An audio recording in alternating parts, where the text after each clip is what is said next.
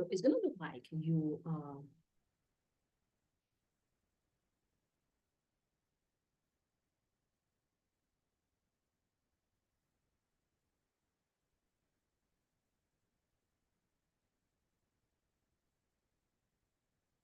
hello, welcome to today's live.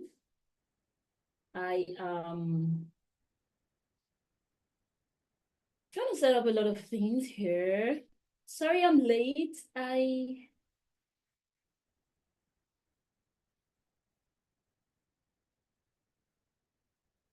sorry I'm late.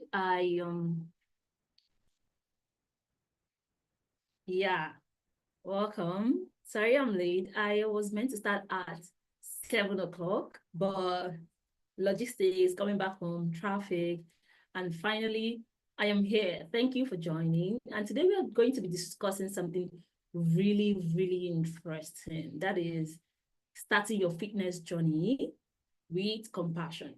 And before we get to starting your fitness journey with compassion, before you can get anything out of all of this, you actually have to understand what starting means, what starting looks like, what it feels like.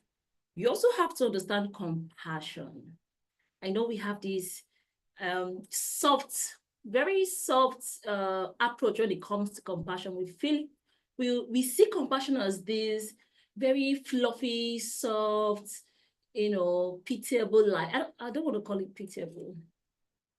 We see compassion as this very, fluffy feeling, but we are going to be breaking all of that down today. Welcome to this live session. So we're going to be starting with looking at what fitness is. And before you talk about starting the fitness journey, I want to ask you certain questions, like example, what does fitness mean to you? When you think about fitness, what are you thinking about? When you think fitness, what are you seeing? What are you picturing? How do you want to feel? So what does that word fitness mean to you? You have to think about that. The reason I'm bringing up this question is that most times when people think about fitness, when we say fitness, when my clients say fitness, all they mean is actually weight loss or changing the way their body looks or trying to feel good about their bodies, not necessarily feeling good about themselves. Yeah, it comes, but most times when we hear fitness, we think weight loss or fat loss. So I'm asking this question, like, what when you hear the word fitness, what do you think fitness is? Okay, so before we get into all of that and what you're thinking about this question, I also want you to think about it without thinking about what your body would look like. Think about fitness and not think about the shape of your body. Think about starting your fitness journey without thinking about the shape or the size of your body. So when you remove that, your body size, your body aesthetics, what does fitness mean to you? So think about that. I actually have notes here, so I'll keep looking down. So before we start a fitness journey, there's always a feeling that accompanying it. There's always this emotion. For anybody comes to me and says, just I want to lose weight, just I want to get rid of my tummy, just I want to feel differently about my body. There's always that emotion before you get into a fitness journey. There's always that feeling, there's that emotion, there's that not wanting to feel a certain way. So before we get into the teaching, I'm going to be asking a lot of questions because I feel like we have a lot of information, but we do not know how to use it. Lots and lots of information. You read so many things about nutrition, how sugar is one thing, how certain foods make you lose weight, and how certain food make you gain weight. I feel like we have a lot of information, but we're not really doing anything about it. So we're going to be talking about fitness, right? So what you understand fitness to be? How are you thinking about your fitness journey when you say, I'm going to start my fitness journey? That's one other thing that sometimes, many times, in fact, a lot of it, I hardly see anybody that says, I'm going on a fitness journey and having an intentional plan to follow through. You always hear words like, I'm going on a fitness journey. I hope I'll be able to follow through this time. I'm going on a fitness journey. I hope I'm able to accomplish my goals. So it's like we set fitness goals on a whim and hope to achieve it. But that's not how fitness or setting any goal actually works, right? If you set a goal, you actually have to create a plan to get to it. You actually have to build out a plan to get to your fitness goal. So what are you thinking when you want to start a fitness journey? Another thing I want you to think about is how many times have you started your fitness journey? How many times have you said, I am starting? And how many times have you actually started your fitness journey? So how many times have you actually started your fitness journey? Hi, Ify. Thank you. Thank you for joining. So how many times have you started your fitness journey? How many times have you said, I am going to start a fitness journey? And what were the emotions when after like 1 or 2 days, you're no more on a fitness journey? I am of the opinion that you're never really starting or ending a fitness journey. It's a lifestyle. You're constantly moving. You're constantly eating. So you're never really in and out of a fitness journey. You've just not been really intentional about setting one particular goal and focusing on that goal. And we're still going to talk about goals, but not really in depth because I want this live session to be really short. I also want us to think about compassion. When you think about compassion, what do you think about? What comes to mind? How does compassion make you feel? Do you feel like if you become curious about compassion, you're going to be, relaxed, you're not going to really do anything because compassion, right? So when you hear the word compassion, what does it mean to you?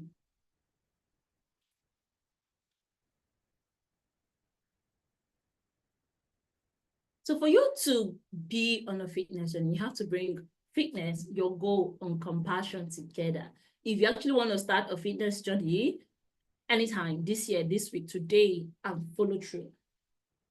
Remember, you never really stopped. You're only one decision away from your fitness. You're only one decision away from saying, okay, what am I going to eat? What am I going to do this night to bring me further to the fitness I'm looking for, to the fitness goal I want to set. So I want you to have all of this question in mind. I know it's a lot of questions, but consider all of them. So when you think about your fitness goal, right, do you feel like you are capable of following through? Do you feel like do you believe you have the capabilities to get to that fitness goal that you've set for yourself? For example, you want to lose weight, or you want to become stronger, or you want to run faster. I am of the opinion that losing weight is not a goal because you have to actually set behavioral goals to be able to lose weight. The outcome of setting behavioral goals is weight loss. The outcome of adjusting certain behaviors, that certain behavioral goals, is weight loss. The same thing as getting stronger. You want to get stronger. What goals are you not going to set to get stronger? Maybe you say, oh, okay, I'm going to lift 3 times a day, or I'm going to train to be able to do 10 push-ups. So you set that goal, and you're going to say, so before the end of March, I want to be able to do 5 push-ups. And then you wake up every day and do 1 push-up. Every day you do 1 push-up. Before the end of 2 weeks, you can do 2 push-ups. And there's something about setting this kind of goals. It's called process or approach goals. It's easier to sustain. It gives you something to look forward to. Not too big, not too small. Not too big, it scares you. Not too small, it's boring. Just right in the middle, it's super interesting. It's challenging, but it's interesting. It's not challenging that makes you want to cry when you think about exercise. It's challenging that keeps you excited about your progress. So do you feel like you have the ability, the capacity, the mental capacity? Because we don't talk about the mental capacity, how much mental energy it takes to exercise, to follow a fitness routine or a workout program and finish it from beginning to end. It takes a certain level of mental and emotional capacity, especially when you are new or when you're just starting out. So I want you to think about all these questions. And the reason I'm asking all of these questions is that I want you to understand what it actually takes to start a fitness journey. And when you understand these things, you can have the autonomy to make certain decisions when it comes to your fitness. It's easier to wake up in the morning and not be scared about the fitness goals you've set. That's where compassion comes in. Compassion motivates you, it disciplines you, it comforts you, it hugs you, it calls you out, but not in a very critical way, not in a self-critical way, but in a way that encourages you to show up. So that's the reason for all of this. When you're starting your fitness journey, don't start from a place of hate. Start from a place of elevation, like wanting to be better, wanting to be stronger, wanting to be happier, healthier, wanting to be more body confident and body aware. Coming from that place would help you show up in the morning and want to work out, or come back in the evening and go on a walk, because you're becoming more body aware, and then you're feeling good about your body. We'll talk about the feel good factor of fitness, but we're going to get there.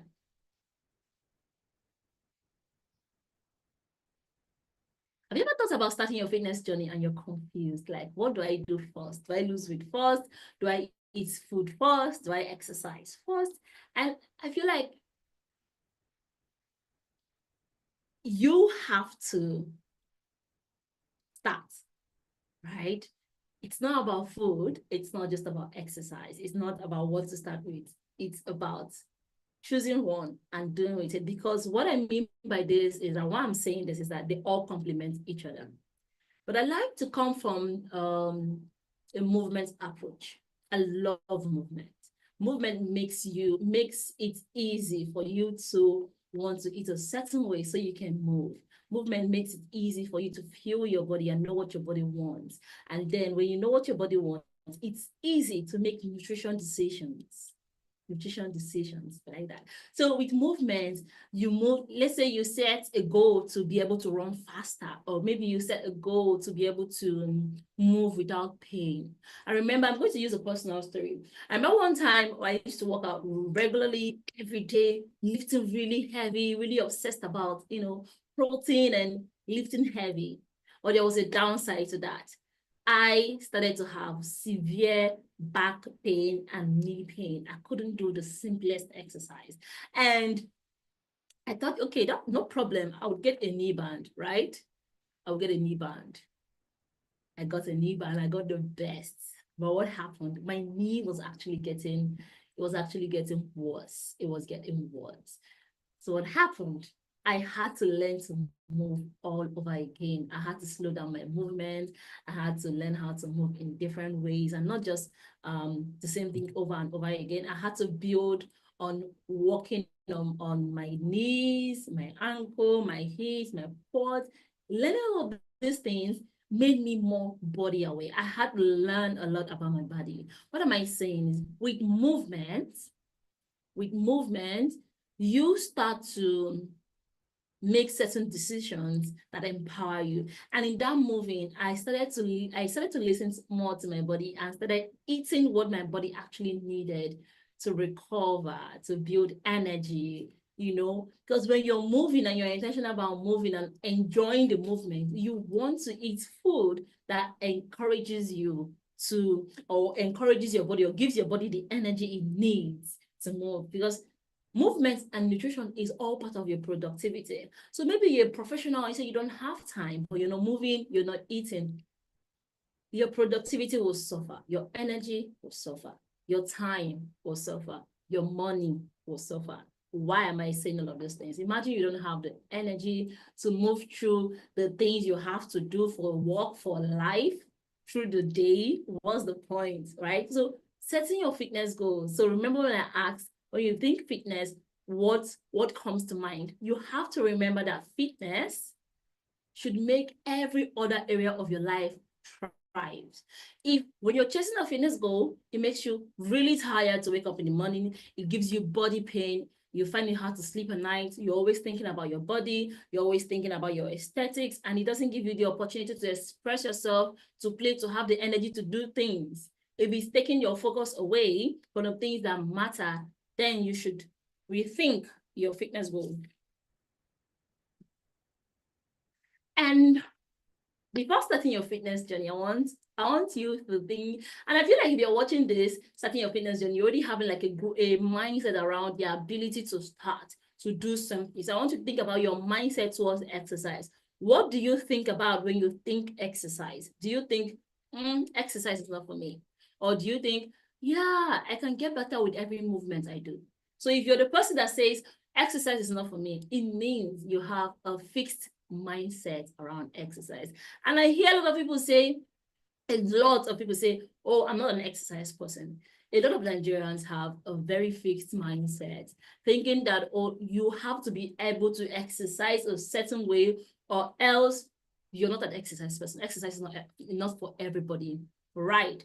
Movement is for everybody, right? And you can get better at moving if only you allow yourself to believe that you can learn with practice. One mistake we make when it comes to fitness or when it comes to exercising is that we want to be good at it immediately we do it. We want to be good at doing a squat the first time you do it, but you've not done it all your life. So there's no muscle memory to remember. There's no muscle memory to remind your body that you can actually squat. You've not done a sport before. How do you expect to be able to know what to do when it comes to certain exercises? That is why following a YouTube video or workout routine hardly works or makes you feel like you're not capable, you don't have the efficacy to follow through because you don't know what to do. Doing a squat and a jump are like 5 different movements. You actually have to learn how to squat, you have to learn how to push, you have to learn how to take off the ground, you have to learn how to balance back on the floor. It's all practice. So the mistake we make sometimes is jumping into it. And I know if I say it this way, it's like, oh, this is a lot of work for trying to lose weight, but exercising is not for weight loss. Does it aid in weight loss if weight loss is your goal? Is it one of the behaviors you have to learn to lose weight? Yes, you have to learn to move more than you're moving currently. You have to learn to, take walks and be able to adjust how much or grow in how much energy you have, because it takes movement and food to build energy. So you have to learn all of those things. So give yourself the grace to practice and learn. Allow yourself to develop a growth mindset around exercise. I was researching around growth mindset, and I see that we can have a growth mindset around food. Oh, if I try out different foods, I will see something I like when it comes to healthy eating, or when it comes to vegetables, or when it comes to eating a certain way. And you can also have a fixed mindset in exercise. So you hear people say things like, I find it easy to, cut out food, but exercise is not for me. And they sell these things to us like, okay, lose weight without exercising. But fitness is so much more than your body size. And as I was preparing for this live, I came across a study that said an obese person that is fit, that has muscle, exercises, is likely to stay alive when, let's say, you fall ill. An obese person during a heart attack, yes. An obese person that is fit is likely to be alive than a normal weight person that has no muscle and is not fit. So the point is not losing fat. The point is gaining weight. Having muscle helps with managing your diabetes. Having muscle keeps you, makes the quality of your life better. Having muscle makes your body function better. There's something called body functionality. Being able to move quickly, to navigate quickly, to balance on your leg, to be sure of your stance. Sometimes a lot of people cannot jump because you don't have the energy, or you don't have the stability or the balance to do so. These are the things fitness and muscle help you do. So starting your fitness journey is important for you to understand. Sometimes you just jump into an exercise program. That is not starting your fitness journey. Starting your fitness journey is being intentional about setting the goals you need, setting and understanding the goals you're setting, and being intentional about it. I don't believe in just fluffy, oh, okay, I want to lose weight. Maybe if I do this, you need to have a plan. And the reason many of us just, derail from our fitness journey is that we never really set that goal. We always just wing it. I understand And that's why when it comes to starting your fitness journey, you have to really sit down with it and make a decision like, okay, in the next 1 month, I'm going to start with showing up. There's these three things I do when it comes to teaching movement. The first thing you have to is to toy with movement. And what I mean by toying with movement, it just only requires you to show up. When you're able to show up over and over and over again, even if you move for 1 minute, 2 minutes, or just showing up on the mat and not really moving, you are able to show up consistently, and before you know it, you are doing you're playing with different movements as you've explored different movements. The next is to take a movement and play with it and do it in different ways. You're getting stronger doing that movement. You're getting faster at that movement. I want to think about, I don't want to use running for an example. Say for headstand, right? You want to learn to do a headstand. You start with showing up on your mat and learning to fall, showing up and learning to fall, showing up and learning to fall. You do that consistently until you are confident enough to show up. And then you're not very scared of falling anymore. Why? Because you've failed a lot of times. You've gone on your head and you've fallen a lot. In fact, you've become a professional in falling from your headstand. As you keep toying with it, now you want to train the headstand. Now you start looking at the different muscle in your body and saying, oh, okay, I have to learn how to do a push-up. My hands has to become stronger. My core has to become stronger. My stance has to become stronger. And then you're training for that particular movement.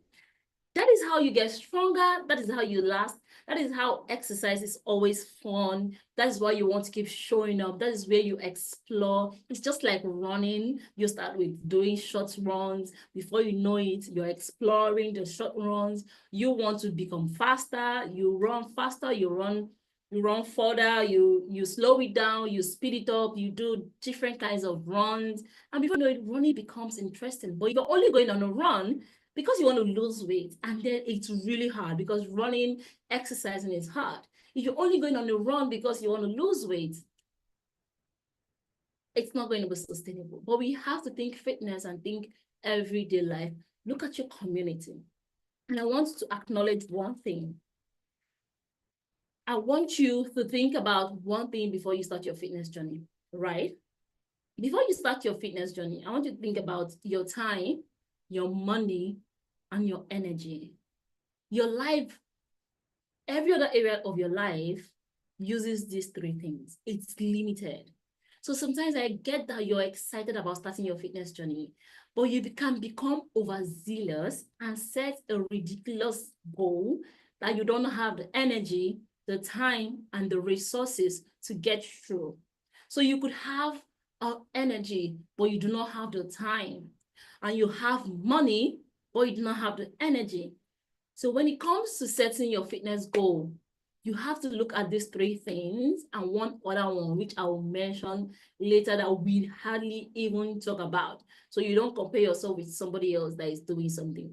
So that is why you have to remove setting your fitness goal from a place of changing what your body looks like to actually being healthy. If your health comes first, then you see, oh, okay, do I value my health? Yes. So how do I set my fitness goal to make me better, to make me healthier, to make every other area of my life thrive? So it doesn't eat on my time, energy, and money. Instead, it gives me back my time, my energy, and money. Think about it, right? So you're going to work, you're taking care of the kids, you're taking care of the family, you're taking care of your community, self-care. Where does fitness come in? So when you start to think about fitness as something that gives you back your time, makes you more capable of doing this thing. There's one benefit of exercise. Immediate benefit of exercise is feeling good, changing your mood.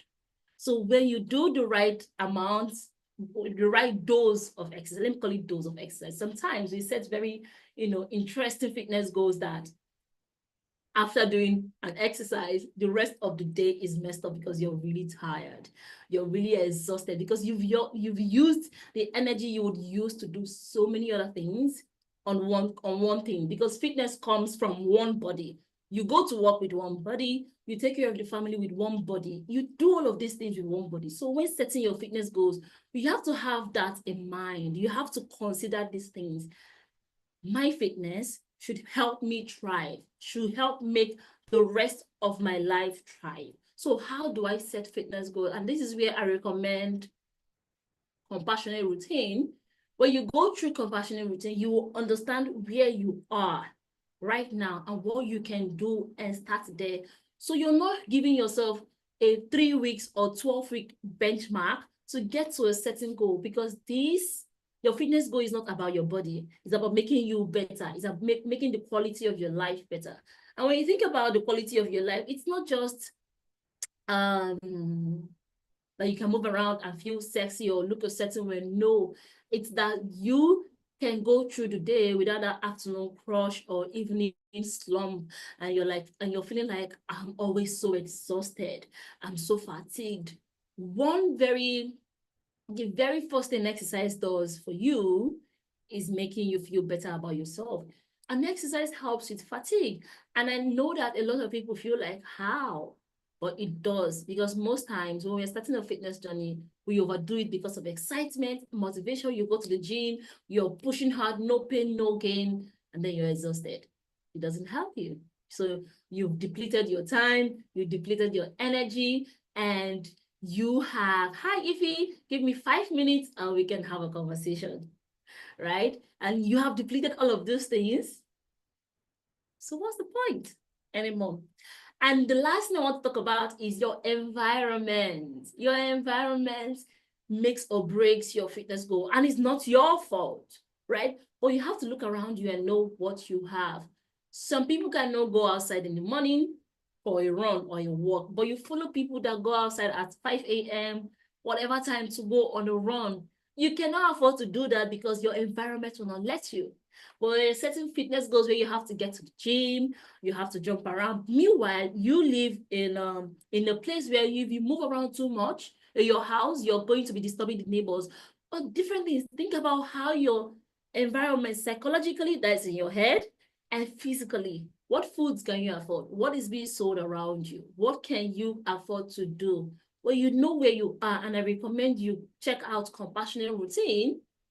So you know where you are and knowing where you can start with. Your emotions, your mindset, your routine, your environment, all of these things make or break your fitness goal. So look around you and know where you are, so you know what you are starting with. It will help make your fitness goal easier to navigate and help you sustain it. It makes it even more interesting because you're looking at your fitness and saying, oh, when I exercise and I eat nutritious foods that help me feel better, I do well throughout the day. Yes, your finances, your time, money, I talked about it. Money is a big factor. One of the most, according to research, one of the most factor that affects your health or is a sign of health is money. Money. And we don't talk about it enough. If you don't have the money to care, because your health is more than just exercise. It's more than what you just eat. It's your environment, it's your mindset, it's there are I think there are 7 domains of health: your environment, your mind, your community, your, why am I forgetting this thing? This is what I talk about every day. So there are 6 or 7 dimensions of health that you have to consider. So think about it. How much energy do you have to give? How much time do you have available? How much money? So consider all these things before starting your fitness journey. And you don't feel like it's hopeless, right? Yeah. Yes, exactly. Because and money is part of health. Just think about it. If your money suffers because you want to sign up for Pilates and then you don't have the money to eat or to go to do certain things, your spiritual health, exactly. So these are the things you have to look at. And that's where compassion comes in, because it helps you become self-aware, become aware of your environment, people around you, your body, right? So let's think about it. What is around you? Where are you? What do you need the most? And what fitness goal can you set to help you around it, to help make your mental health? Thank you very much. Mental health, social health, spiritual health, emotional health, social health, financial health. Look at all of these things, think about it. And there's something about prioritizing which one is healthy for you right now. Registering for Pilates is healthy, but if your money suffers, every other thing suffers. So maybe when you have the money to do all of them at once, very good, right? So we go into talking about compassion. We've discussed fitness, we've discussed starting, we've discussed how the resources that you will spend when starting your fitness journey. So I don't want you to next time go on Google 10 exercises to start for a beginner, because there are no beginner exercises. They're just movements. Knowing what you can do per time, that is why you have to get into compassionate routine, and it's free. So you know where you are, audit yourself, understand what you can do per time, the mental energy it takes to start something new. Think about when you're trying out something new. Maybe you opened Canva for the first time. Remember how it felt to navigate Canva and look at it, come back again, look at it, go back home, look at it. It takes a lot of energy to learn something new. So give yourself that same compassion when it comes to your fitness, starting a fitness journey, learning how to sport, learning how to run, learning how to do a burpee. Burpee can be interesting when you learn how to practice to do a burpee. Why it's not really interesting is that some of us just jump into doing a burpee, you're doing a plank, you're doing a push-up, you're doing a squat, you're jumping, and all of these things needs break down each of them. So you're doing basically 10 movements in one and trying to perfect it, doing it for the very first time. It's going to be hard. Your emotions can't handle it. Your body can't handle it. Your mental capacity. Think about when I talked about efficacy. You need to ask yourself the level of efficacy you have to start a certain thing, right? And now we talked about compassion. How much awareness are you bringing to your goal? And I want to end with one thing, right? I wrote it down somewhere because this is already taking a whole lot of time.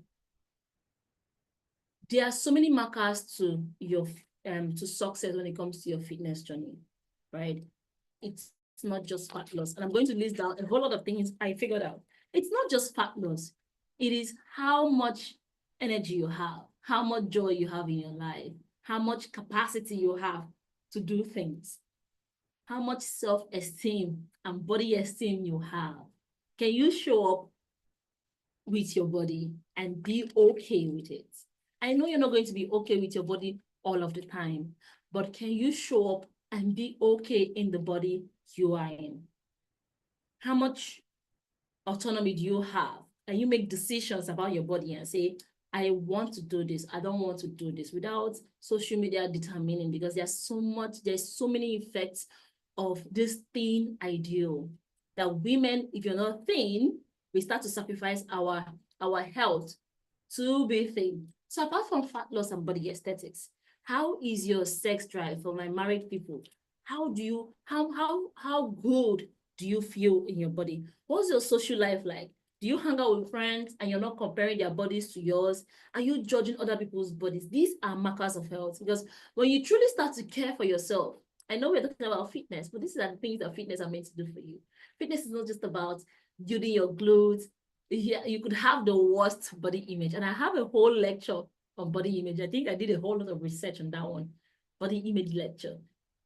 If you go through it, okay, so how is your body image? How is your spiritual health? Right? Do you feel good in your body? Feeling good is one big marker of health and exercise and taking care of yourself. How much do you think about food and lack of food, or how hungry are you all the time? So there are different markers of success apart from fat loss. Your energy, your social life, your ability to perform a task without feeling exhausted, your feeling of self-worth, if you care for your body, if you truly, truly take the time to slow down and care for your body, you would feel good about yourself and you'll feel competent in the things you set out to do.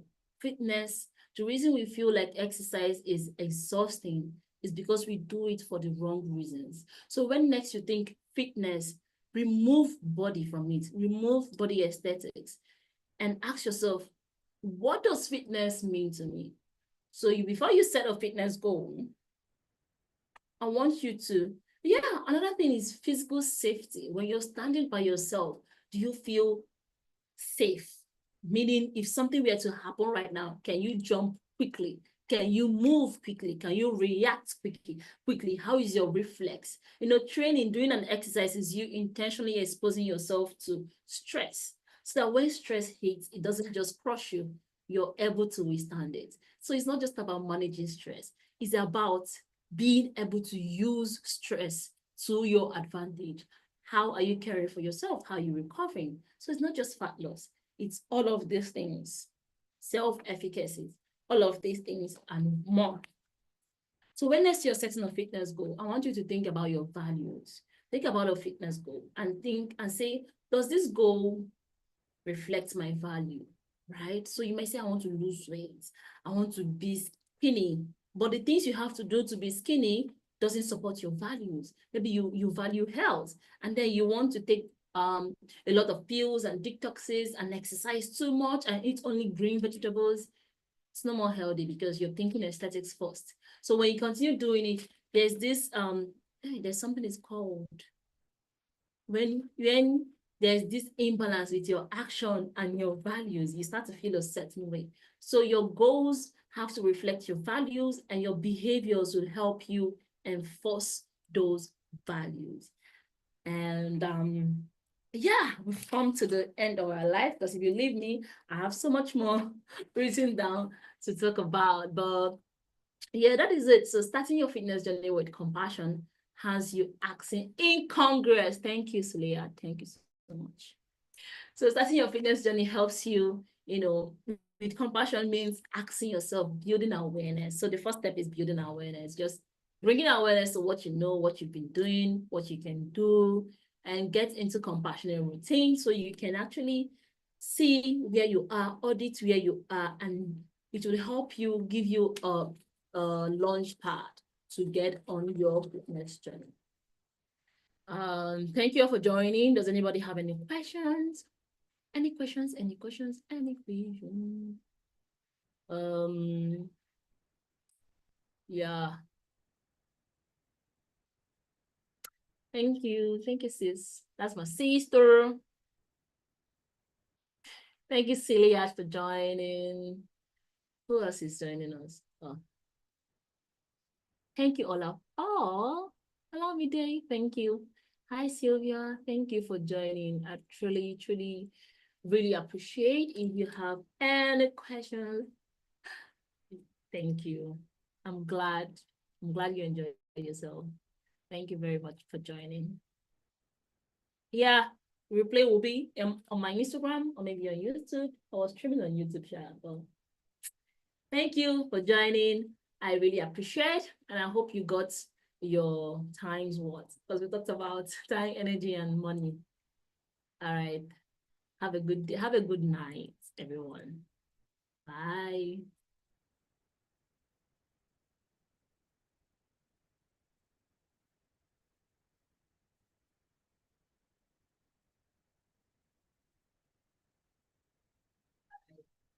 Have a good day. Have a good night.